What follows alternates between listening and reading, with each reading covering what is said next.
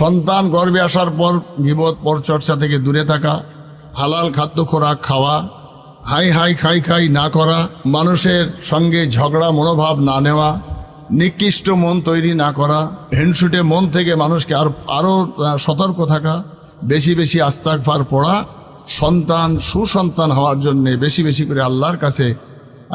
দোয়া এবং কাম্য করা। যেমন রব্বি জাআলনি মুকিমাস সলাতি ওয়া মিন যুররিয়াতি রব্বানা ওয়া তাকাব্বাল দুআ।